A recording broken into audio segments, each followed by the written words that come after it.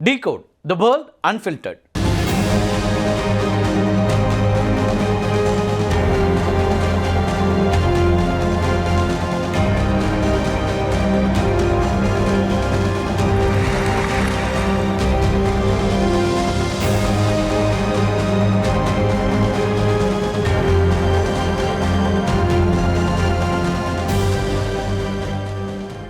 எழுபத்தி 5,000 பேர் உயிரிழப்பு, 2 லட்சத்திற்கும் அதிகமானவர்கள் காயம் அப்படின்னு பல கொடூரங்களுக்கு பிறகு ஒரு வழியாக முடிவுக்கு வந்திருக்கிறது இஸ்ரேல் ஹமாஸ் போர்.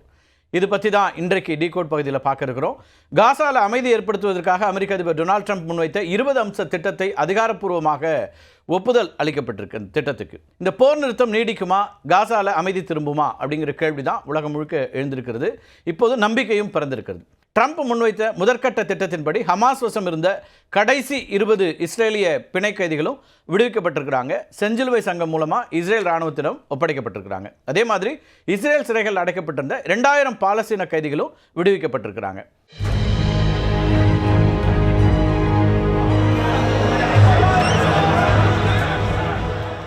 அமைதி ஒப்பந்தத்திற்கு அதிகாரப்பூர்வ ஒப்புதல் அளிக்கிறதுக்காக எகிப்துக்கு வந்தார் அமெரிக்க அதிபர் டொனால்ட் ட்ரம்ப். அவர் மட்டும் இல்லை, உலக தலைவர்கள் பலரும் அங்கே வந்தாங்க. இங்கே எகிப்து வர்றதுக்கு முன்னாடி இஸ்ரேலுக்கு போயிட்டு அந்த நாட்டு நாடாளுமன்றத்திலையும் உரை நிகழ்த்தினார் ட்ரம்ப். ட்ரம்ப்போட உரை தொடங்கியதுமே அவருக்கு ஐமன் ஒடே அப்படிங்கிற ஒரு உறுப்பினர் எதிர்ப்பு தெரிவித்து முழக்கம் எழுப்புறாரு. அவரை உடனே காவலர்கள் குண்டுகட்டாக தூக்கி எறிகிறாங்க, வெளியேற்றுறாங்க.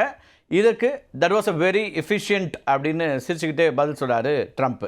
இந்த கலைபரெல்லாம் முடிவுக்கு வந்த பிறகு தன்னுடைய பேச்சை தொடங்குகிற ட்ரம்ப் என்ன சொல்கிறாருன்னா, காசாவில் ஏற்பட்ட போர் நிறுத்த ஒப்பந்தம்ங்கிறது மத்திய கிழக்கினுடைய வரலாற்று விடியல் அப்படின்னு பெருமிதம் தெரிவிக்கிறாரு.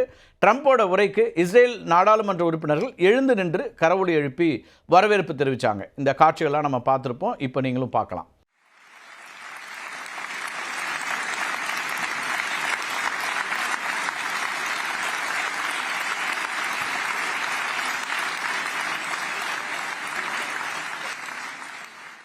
இஸ்ரேலிய பிரதமர் பெஞ்சமின் நெத்தன்யாகு என்ன சொல்கிறாருன்னா, ட்ரம்ப்பை வெள்ளை மாளிகையின் இஸ்ரேல் பெற்ற மிகச்சிறந்த நண்பர் அப்படின்னு ஒரு பாராட்டை முன்வைக்கிறாரு. அதோடு இல்லை, அடுத்த ஆண்டு அமைதிக்கான நோபல் பரிசை அதிபர் ட்ரம்ப்புக்கு தான் கொடுக்கணும் அப்படின்னு நெத்தன்யாகு இப்போவே வலியுறுத்தியிருக்கிறாரு.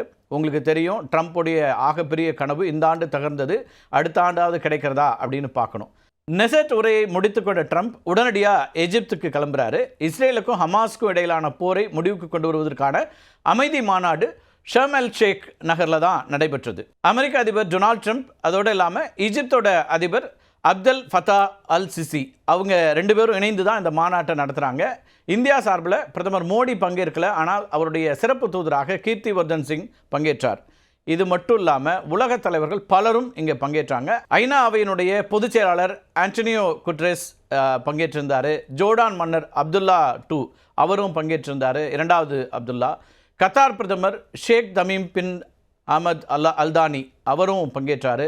பாலஸ்தீனிய அதிபர் மஹ்மூத் அப்பாஸ், டர்க்கியோட அதிபர் எர்டோகன், இந்தோனேஷிய அதிபர் பிரபாவோ, பிரான்ஸோட அதிபர் இமானுவேல் மேக்ரன், ஜெர்மனோட சான்சலர் ஃப்ரெட்ரிச் மெர்ஸ், இங்கிலாந்தோட பிரதமர் கீர் ஸ்டார்மர், இட்டாலியோட பிரதமர் ஜார்ஜியா மெலோனி, ஸ்பெயின் பிரதமர் பெட்ரோ சான்சஸ், கனடாவுடைய பிரதமர் மார்க் கார்னி, அதேபோல் பாகிஸ்தான்லேருந்து ஷபாஸ் ஷெரீஃப் இப்படின்னு பல தலைவர்களும் அந்த மாநாட்டில் பங்கேற்றாங்க. ஐக்கிய அரபு அமீரகத்தினுடைய துணை அதிபர் மன்சூர் பின் சயீத் அல் நஹ்யான் அப்படிங்கிறவர், அவரும் இதில் பங்கேற்கிறாரு. இந்த மாநாட்டில் ஹமாஸ் மற்றும் இஸ்ரேல் பிரதிநிதிகள் நேரடியாக பங்கேற்கலை, ஆனால் மற்ற உலகத் தலைவர்கள் அத்தனை பேருமே பங்கேற்றாங்க. கத்தார், அதேபோல் எகிப்த் மீடியேட்டர்ஸ் மூலமாக மட்டுமே பேச்சுவார்த்தைகளை ஈடுபடுவோம் அப்படின்னு ஏற்கனவே ஹமாஸ் சொல்லிட்டாங்க.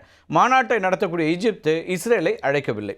மாநாட்டில் பங்கேற்கும்படி கடைசி நிமிடத்தில் நெத்தன்யாகுவுக்கு ட்ரம்ப் அழைப்பு விடுத்தார். ஆனால் நெத்தன்யாகு பங்கேற்றார்னா நான் பங்கேற்க மாட்டேன் அப்படின்னு டர்க்கியோட அதிபர் எர்டோகன் விடுத்த எச்சரிக்கையை தொடர்ந்து அழைப்பை வாபஸ் பெற்றுக்கொண்டார் ட்ரம்ப். இப்போ மாநாட்டின் விஐபியாக பார்க்கப்பட்டவர் பாலஸ்தீன அதிபர் மஹ்மூத் அப்பாஸ். அவரோட கைக்குலுக்கி மகிழ்ந்தார் ட்ரம்ப். கடந்த மாதம் தான் மஹ்மூத் அப்பாஸ்க்கு பயண தடை விதித்திருந்தார் ட்ரம்ப் அப்படிங்கிறது இங்கே நம்ம திரும்பி பார்க்க வேண்டிய ஒரு முக்கியமான அம்சம். இதன் காரணமாக நியூயார்க் நகரில் நடைபெற்ற ஐக்கிய நாடுகள் சபை ஆண்டு கூட்டத்தில் காணொலி வாயிலாகத்தான் உரையாற்றினார் மஹ்மூத் அப்பாஸ். அப்போ அந்த சிக்கலுக்கு பிறகு இப்போ தான் நேரடியாக சந்திக்கிறாங்க. ஹமாஸ் இஸ்ரேல் இடையே போரை முடிவுக்கு கொண்டு வரதுக்கு சர்வதேச ஆதரவை திரட்டுவது தான் ஷர்ம் எல் ஷேக் அமைதி மாநாட்டினுடைய முதன்மையான நோக்கமாக இருந்துச்சு. அனைத்தையும் இழந்து நிர்கதியாக நிற்கக்கூடிய காசா மக்களுக்கு உதவிப் பொருட்களை அதிக அளவில் அனுப்புவதற்கு தேவையான நடவடிக்கைகள் எடுக்க முடிவெடுக்கப்பட்டது மாநாட்டில். இதுதான் முக்கியமான முடிவாக இருந்தது. ஒப்பந்தத்தின் முதல் கட்டத்தின்படி ரஃபா மற்றும் கான் யூனிஸ் பகுதிகளிலிருந்து இஸ்ரேலிய படைகள் விலகணும் அப்படிங்கிற வலியுறுத்தலும் கொடுக்கப்பட்டிருக்கு. ட்ரம்ப் முன்வைத்த அமைதி திட்டத்தினுடைய 2ஆம் கட்டத்திற்கு ஆதரவு திரட்டுவது மாநாட்டினுடைய முக்கிய நோக்கமாக இருந்தது அப்படின்னு சொல்லலாம். காசாவில் ஹமாஸ் இல்லாத ஒரு புதிய ஆட்சியை உருவாக்குவது அப்படிங்கிறது இப்போ இருக்கக்கூடிய மிக முக்கியமான ஒரு தேவையாக இருக்கிறது. ஹமாஸின் ஆயுதங்களை களைவது போன்ற 2ஆம் கட்டத்தின் சிக்கலான அம்சங்களை பற்றியும் தலைவர்கள் ஆலோசனை நடத்தி இருக்கிறாங்க. அது மட்டும் இல்லை, காசாவை மீண்டும் கட்டியெழுப்ப தேவைப்படக்கூடிய 53 பில்லியன் அமெரிக்க டாலர்களை திரட்டுவதற்கான வழிவகைகளை ஆராய்வது குறித்தும் விவாதிக்கப்பட்டிருக்கு. செல்வம் கொழிக்கக்கூடிய அரபு நாடுகள் காசா மறுகட்டமைப்புக்கு தேவையான நிதியுதவி தாராளமாக வழங்க வேண்டும் அப்படின்னு ட்ரம்ப் கேட்டுக்கொண்டிருக்கிறாரு. மாநாட்டில் முக்கியமாக வலியுறுத்தப்பட்ட அம்சம் அப்படிங்கிறது காசாவுடைய எதிர்கால நிர்வாகம். காசாவுடைய நிர்வாகத்தை ஹமாஸ்ட ஒப்படைக்கக்கூடாது அப்படிங்கிறது தான் ட்ரம்ப்போட நிபந்தனை. அந்த நிபந்தனைக்கு ஏறக்குறைய அனைத்து தலைவர்களும் ஒப்புக்கொண்டிருக்கிறார்கள் அப்படின்னு தான் பார்க்கணும். காசாவில் டெக்னோக்ராட்டிக் கவர்னிங் சிஸ்டம் கொண்டு வரணும் அப்படிங்கிறது ட்ரம்ப் முன்வைத்த அமைதி திட்டத்தினுடைய முக்கியமான ஒரு அம்சம்.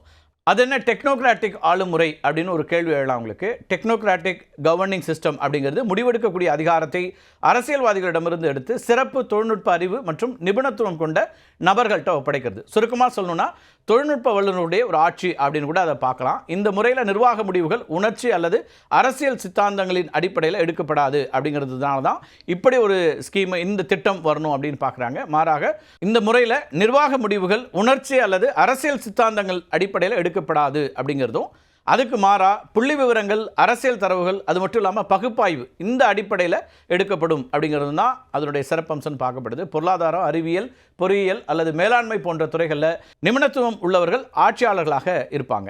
கொள்கை முடிவுகள், பொது கருத்து, அரசியல் அழுத்தங்களுக்கு பதிலாக எம்பிரிக்கல் எவிடன்ஸ் மற்றும் தரவுகளுடைய பகுப்பாய்வு மூலமாக முடிவுகள் எடுக்கப்படும். சிக்கலான பிரச்சனைகளை தீர்க்கும் போது அரசியல் மற்றும் சித்தாந்த கருத்து மோதல்களை தவிர்த்து நிர்வாக ரீதியில் சிறந்த தீர்வை அடைய இது உதவும் அப்படின்னு பார்க்கப்படுது. ஒரு நாடு கடுமையான நிதி நெருக்கடி அல்லது பெரும் நிர்வாக சிக்கல் இருக்கும்போது தற்காலிகமாக நிபுணர்கள் அடங்கிய அரசாங்கம் அமைக்கப்படும். இதுதான் தொழில்நுட்ப வல்லுநருடைய ஆட்சி அப்படின்னு பார்க்கப்படுது. சரி, இதுக்கு ஏற்கனவே உதாரணங்கள் இருக்கா அப்படின்னு கேட்டிங்கன்னா 2011ஆம் ஆண்டில் இத்தாலியில் அமைக்கப்பட்ட ஒரு அரசாங்கத்தை அப்படி சொல்ல முடியும். டெக்னோக்ராட்டிக் ஆளும் முறைக்கு ஒரு சிறந்த எடுத்துக்காட்டு அப்படின்னு பார்க்கலாம். 2011ஆம் ஆண்டில் இத்தாலி கடுமையான பொருளாதார மற்றும் நிதி நெருக்கடியை எதிர்கொண்டுச்சு. அரசியல் கட்சிகளால் நெருக்கடியை சமாளிக்க முடியல. அதைத் தொடர்ந்து அரசியல் அனுபவம் இல்லாத ஆனால் சர்வதேச அளவில் புகழ்பெற்ற பொருளாதார நிபுணராக இருந்த மரியோ மோன்டி அவர் பிரதமராக நியமிக்கப்பட்டார். மோன்டியினுடைய அமைச்சரவையில் அரசியல்வாதிகள் யாருமே இடம்பெறல.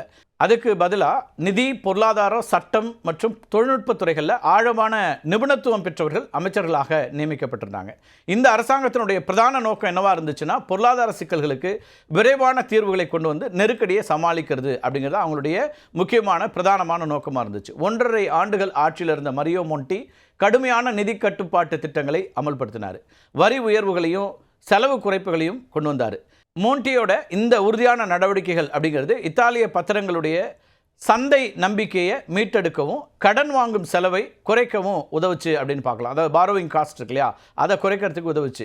திவால் அபாயத்தில் இருந்த ஒரு நாட்டை பாதுகாத்து நிதி ஸ்திரத்தன்மையை மீட்டெடுத்தது மோன்டி அமைச்சரவை. பல ஆண்டுகளாக சிங்கப்பூர் அரசு திறமையான தொழில்நுட்ப நிபுணர்களை அதிகாரிகளாக நியமித்து வருது அப்படிங்கிறது இந்த இடத்துல நம்ம பார்க்க வேண்டியிருக்கு. இது ஒரு டெக்னோக்ராட்டிக் பாணியிலான ஆட்சியின் வெற்றிகரமான உதாரணமாக பார்க்கப்படுது. காசாவில் இந்த பாணியை தான் பின்பற்ற வேண்டும் அப்படின்னு அறிவுறுத்தப்பட்டிருக்கு. காசாவில் ஒரு நிரந்தர அமைதி அப்படிங்கிறது என்னவெல்லாம் ஏற்படுத்தும் அப்படின்னு கேட்டிங்கன்னா, காசாவில் அமைதி ஏற்படுவது அப்படிங்கிறது மத்திய கிழக்கு பிராந்தியத்தில் நீண்ட காலமாக நிலவி வரக்கூடிய அரசியல் மற்றும் பொருளாதார பதற்றங்களை வெகுவாக குறைக்கும். இஸ்ரேல் பாலஸ்தீனிய மோதல் தான் மத்திய கிழக்கினுடைய தற்போதைய மைய பிரச்சனை. இப்போ காசா அமைதி அடைஞ்சிச்சு அப்படின்னா ஈரான், லெபனான் உள்ளிட்ட நாடுகள்லையும் மோதல்கள் குறையும். ஜார்டான், எகிப்து, சவுதி அரேபியா, ஐக்கிய அரபு அமீரகம் அப்படின்னு அரபு நாடுகள்லாம் காசாவுடைய மறுசீரமைப்பு மற்றும் எதிர்கால நிர்வாகத்தில் பங்கேற்பதற்கான ஒரு வாய்ப்பு கிடைக்கும். உலக வங்கி மற்றும் ஐரோப்பிய நாடுகள் காசாவை மீண்டும் கட்டியெழுப்புவதற்கு பில்லியன் கணக்கான டாலர்களை முதலீடு செய்யும். இது பாலஸ்தீனிய பொருளாதாரத்தையும் மீட்டெடுக்க ஒரு உதவிகரமாக இருக்கும்னு பார்க்கப்படுது. மோதல்கள் இல்லாவிட்டால் இத்தாலி, பிரான்ஸ் போன்ற ஐரோப்பிய நாடுகளை இந்தியாவோட இணைக்கக்கூடிய India Middle East Europe economic corridor இருக்கு இல்லையா, இது போன்ற திட்டங்களை தடையின்றி செயல்படுத்துறதுக்கான வாய்ப்பு உண்டாக்கும். மத்திய கிழக்கில் அரசியல் ஸ்திரத்தன்மை ஏற்பட்டுச்சுன்னா சுற்றுலாத்துறை செழிக்கும். இஸ்ரேலுக்கும் சில அரபு நாடுகளுக்கு இடையில் ஏற்கனவே கையெழுத்திடப்பட்டிருக்கக்கூடிய ஆப்ரஹாம் ஒப்பந்தங்கள் இருக்கு இல்லையா, ஆப்ரஹாம் அக்கார்ட்ஸ்னு சொல்லுவாங்க, அது நடைமுறைக்கு கொண்டு வரப்படுறதுக்கான வாய்ப்பு ஏற்படும். முக்கியமாக சவுதி அரேபியா போன்ற நாடுகள் இஸ்ரேலோட உறவுகளை இயல்பாக்குவதற்கு காசா அமைதி ஒரு முக்கிய காரணியாக இருக்கும். காசாவில் அமைதி ஏற்பட்டுச்சுன்னா இரு நாட்டு தீர்வுக்கான, அதாவது 2 ஸ்டேட் சொல்யூஷன் பேச்சுவார்த்தைகளை மீண்டும் தொடங்குவதற்கான வாய்ப்பு ஏற்படும். காசா அமைதி அப்படிங்கிறது சண்டையின் முடிவை மட்டும் இல்லாமல் மத்திய கிழக்கு நாடுகளிடையே ஒரு புதிய சகாப்தத்தை, அதாவது பாதுகாப்பு, பொருளாதார ஒத்துழைப்பு, அது மட்டும் இல்லாமல் அமைதியான அரசியல் உறவுகள், இதையெல்லாம் ஏற்படுத்தக்கூடிய வாய்ப்பை உண்டாக்கும்.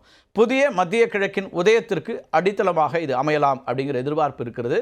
பல்லாயிரக்கணக்கான மக்களுடைய உயிர் இழப்பு, அதே போல் லட்சக்கணக்கானவர்கள் தங்களுடைய உடைமைகளை இழந்தது, காயமடைந்தது அப்படின்னு நீண்ட காலமாக மிகப்பெரிய நெருக்கடியை சந்தித்து வந்த அந்த மக்கள் ஓரளவுக்காவது அமைதியை நோக்கி நகர தொடங்கியிருக்கிறாங்க. மீள்கட்டமைப்பு அப்படிங்கிறது பெரிய ஒரு காரியமாக இருந்தாலும், சவாலான ஒன்றாக இருந்தாலும், அரபு நாடுகளும் உலக நாடுகளும் ஐநா போன்ற அமைப்புகளும் இப்போது காசாவை மீட்டெடுப்பதற்கு நாங்கள் உதவுகிறோம் அப்படிங்கிற ஒரு இடத்துக்கு வர்றதுங்கிறது ரொம்ப முக்கியமான ஒன்று. அமைதி வேண்டும் அப்படிங்கிறது அங்கே இருக்கக்கூடிய மக்களுடைய மிகப்பெரிய நீண்ட விருப்பமாக இருந்தது. அங்கே இருக்கவங்க மட்டும் இல்லை, உலகம் முழுக்க இருக்கக்கூடிய மனித உரிமை ஆர்வலர்கள் அத்தனை பேரும் கேட்ட ஒன்று. அதை நோக்கி நகர்கிறது அப்படிங்கிறதான் இப்போது வரக்கூடிய நம்பிக்கையான செய்தி. மீண்டும் ஒரு காணொலியில் சந்திக்கலாம் நண்பர்களே. நன்றி, வணக்கம்.